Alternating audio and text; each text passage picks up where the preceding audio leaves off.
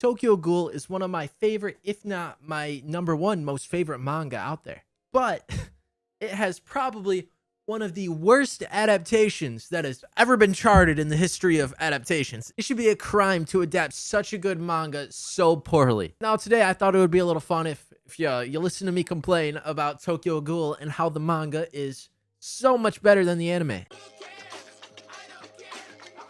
I mean, they literally took a fictional masterpiece and turned it into a complete joke. Now, I know if you clicked on this video, you probably already know what Tokyo Ghoul is. I'm wearing this guy is Kaneki. He's the main character of Tokyo Ghoul. So if you clicked on this video, you probably already know what it is. But let me give you a slight little summary real quick, just in case you don't know. Tokyo Ghoul is about a world where ghouls live among humans, and ghouls can only eat humans to survive, but they can also drink coffee. But like any other type of food or drink that like humans have, that humans eat or drink and all that, ghouls like despise the taste of, but the flesh of humans and all that stuff tastes a whole lot better. So basically, they live amongst the humans, and there's a big old organization out there trying to take them all down, just like that. That's basically the best summary I can give you. Now, first, I want to talk about how they got the first season right. The first season of the anime, which is about 6.5 volumes of the manga, they got right. Like, the anime did it good. The anime did it real nice. Like, they hit the marks on just about everything. They took out a little bit of important details, but it's fine. It's nowhere near as bad as season 2. But the first season, it follows the manga relatively. But once Kaneki started getting tortured by Jason, that's when things started to go a little downhill. Things took a turn for the worst, if I can put it lightly. Oh my God, they screwed up everything. So my first little complaint, it's not as big of a deal, but it's still something that was kind of annoying, but I could also see why it didn't get animated. When Jason is torturing Kaneki and he figures out that the physical stuff isn't doing much to him anymore, he goes for the brain. He goes for mental stuff. This is before the centipede, I believe. Yeah, it's before the centipede. So not the brain literally, but like he goes for the mental state. And Jason brings out two people that have been cleaning up after Kaneki's blood and all that. And he's like, all right, pick one of them to kick the bucket. And Kaneki doesn't pick either, so spoiler, they both get bopped. So yes, that's still quite the mental toll, but like the manga took it like 20 steps further. Instead of two randos, it is a mother and a child that Kaneki has to pick between. I see why they couldn't, why they didn't animate that, because it is quite an insane ordeal to be put in and to watch someone go through. But putting that type of stake on the line is just, I feel like that's a whole lot more mind-numbing and mental taxing type of decision than just two randoms. So that's my first kind of complaint. I mean, that one wasn't as big. This was just a tiny one that happened, and I figured I should bring it up because the anime doesn't really encapsulate that feeling of like, oh my God, like it does with it, but like the manga takes it 15 steps further. Now's time for the biggest crime possible. The animators should be ashamed of themselves, okay? They didn't take out, they dumbed down probably one of the best fights in the entirety of the Tokyo Ghoul manga. They just halved it. Like they said, we're only doing half of this.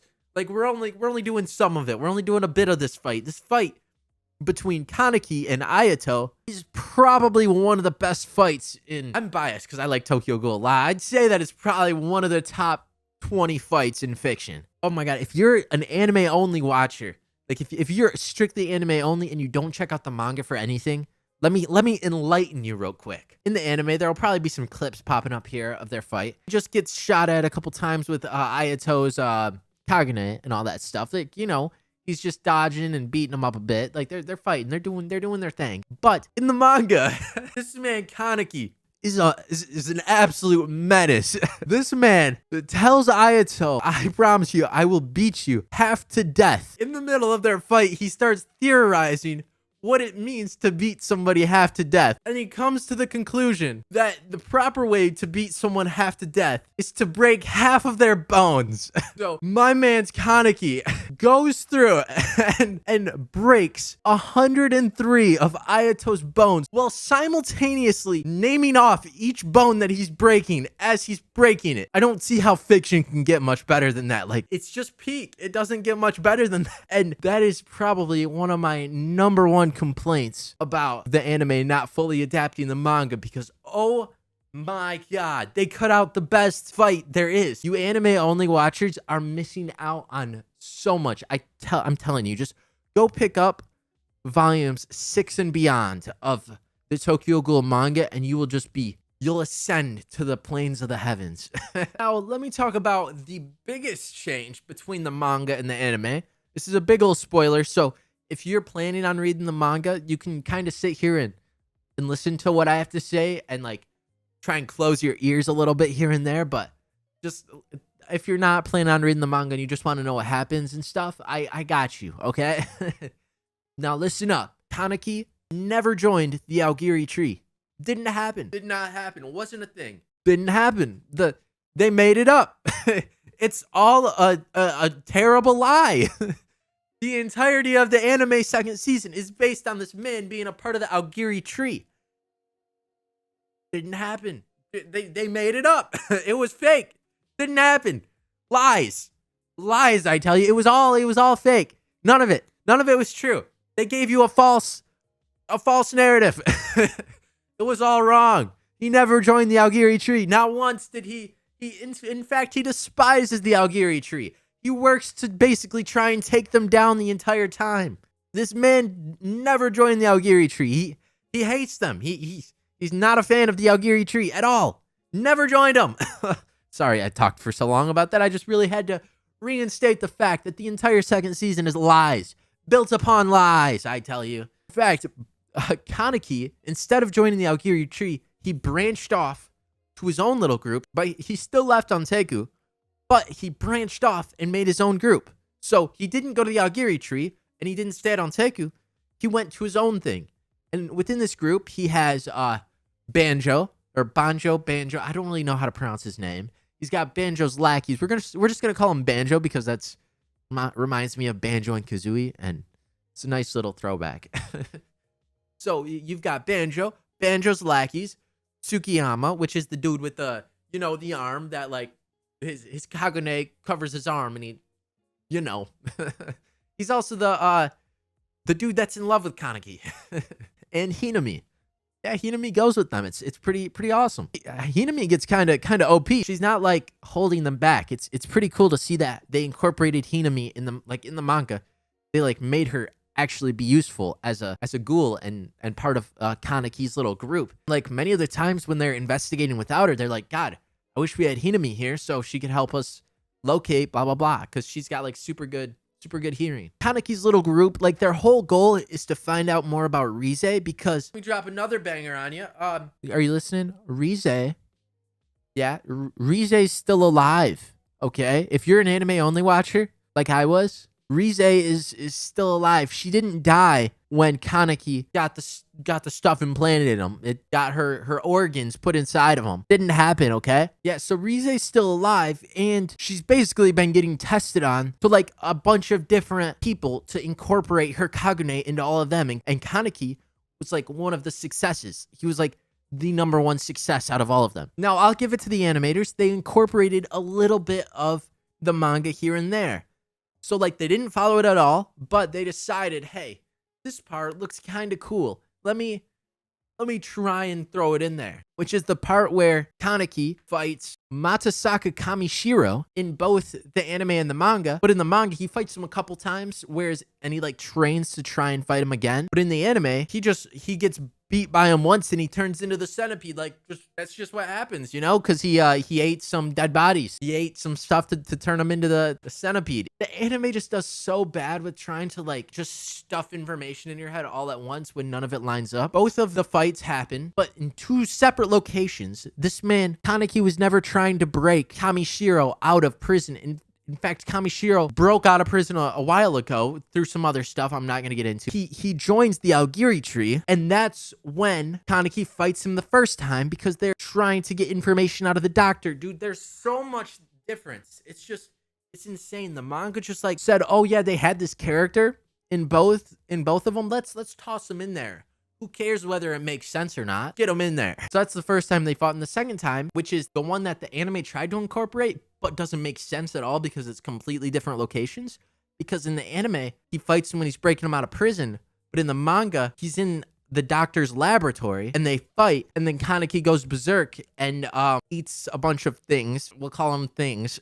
And becomes the centipede, which then he fights with that top CCG officer, not the top one, but the one CCG officer, and he starts to eat his armor because he's got like Kagune armor on. So Kaneki eats the armor instead of eating him, which is the thing that happened in both the anime and the manga. That's probably our biggest similarity between the anime and the manga. Season 2 basically is like fabrication, nothing but fabrication. It's kind of annoying because it's such a good manga and they did that to it. Like they fumbled the bag so hard. Now moving on to even more stuff that they messed up in the anime. You probably were watching the end of Tokyo Ghoul season 2 like I was, where he's carrying his friend Hide, and he's walking. He's like with the music playing in the background, walking through the cops and all that. And then that ends. And then you're like, okay, let me check out what's next. Tokyo Ghoul Re is what's next, right? Well, you click on Tokyo Ghoul Re and you're watching it for a second. You're like, who the heck are all these people? And why do they have eyeballs like Kaneki's? And then it shows a missing poster for Hide, even though Kaneki just had him in front of all the cops. And Kaneki is now Heisei. What?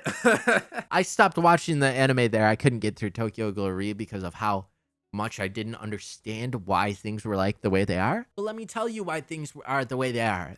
Close your ears if you don't want to hear like the manga spoilers. What actually happened in the big fight against the CCG on Anteku? So that fight does happen, and Kaneki saves the hounds and the apes and all them. He saves them. That all happens. But when he moves on to the next location, so he goes to try and save the old man because he's the owl. He's one of the owls, and he runs into Amon, and in the fight with Amon, it's quite beautiful, if I do say so myself. It is a really nice fight because Kaneki goes kind of berserk and ends up slicing Amon like real bad, and Amon's like, I'm not gonna die, and they're like, what? Blah blah blah. It's like stuff happens, and he's like, I can't die. I can't make that man a murderer or something like that, dude. It is so beautiful. It's like Amon tries to stay alive, like does his best to stay alive, just so Kaneki doesn't become a senseless killer. And it is, oh my god, it's peak. It's so good. But then he gets ran up on by Tatara, and he dies. R.I.P. All right, little editor's note here. I realized I forgot to say this. After the fight with Amon, Kaneki is on his way to try and save Mr. Yamamura, the owl. One of the owls. And on his way there, he goes through the sewers because he's so damaged by the fight with Amon that he wouldn't be able to confront anybody else before getting to the owl, and he runs into Hide. But then he kind of loses his mind, thinking that there's no way Hide would be there because Hide reveals that he knows that Kaneki's been a ghoul this whole time. And Kaneki thinks it's just his imagination because of how like mucked his mind is nowadays. And that's when he eats Hide's face. It isn't shown in that, but it's shown in Tokyo Ghoul Re later on. He eats like a part of Hide's face. When he leaves the sewers, he finds Arima basically waiting for him. He runs into Mr. Top Dog himself, Arima. And this man makes clean work of Kaneki. Straight toys with him, bro. Kaneki has a big ol' awakening within this fight. This is what the anime did so wrong. Cutting out this fight was probably one of the biggest mistakes that the anime could have ever made. Because it is what happens to show us why the whole Heisei persona was like, why it came about. So within the fight with Arima, Kaneki just gets totally obliterated. Complete and utterly destroyed. But within the fight, he basically scrambles his brain. Kaneki gets the flashback, just like he did when he was getting tortured by Jason. You know, when he looked at his mom and thought that his mom was such a horrible person for working herself to death, and how he said that it was really selfish of her, but now he comes to terms with what she did and why she did it, and he realizes that he's just like his mom. The very person that he said was the most selfish person to work herself to death and all that. He realizes that she was just afraid of being alone, just like Kaneki is. And along with this realization, comes to terms with himself and the person he's become. And as his brain is getting turned to goop on the outside by Arima, he's slowly starting to lose his mind. Eventually, once he embraces himself and the man he's become, his memories slowly start to like flow away. Boom, this man has become a psych ward patient. That is basically one of the driving factors that awakens Kaneki's Heisei persona, which they go over more in the Tokyo Ghoul manga and all that. That is basically the driving force behind the Heisei persona coming out, as opposed to the Kaneki persona. And that is the proper transition between Tokyo Ghoul and Tokyo Ghoul Re. Now, honestly, I believe this anime was so poorly done, and they did the Tokyo Ghoul manga so dirty, because it's so good. It's probably it's in my top 3 favorite mangas of all time. And I believe that they really really need to reanimate this manga. It's just so bad. Like, that's the only way to put it. It's garbage. It's terrible. And it makes no sense. So to all you anime only watchers of Tokyo Ghoul, I highly recommend you check out the manga, because it is beautiful. It's an experience like no other. So hopefully I got to enlighten you on just how bad the anime is. Thank you all so much for watching. That'll wrap up this episode, or this video.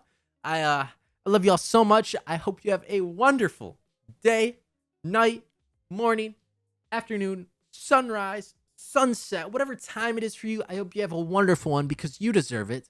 I love y'all so much, and I'll see y'all later. Bye.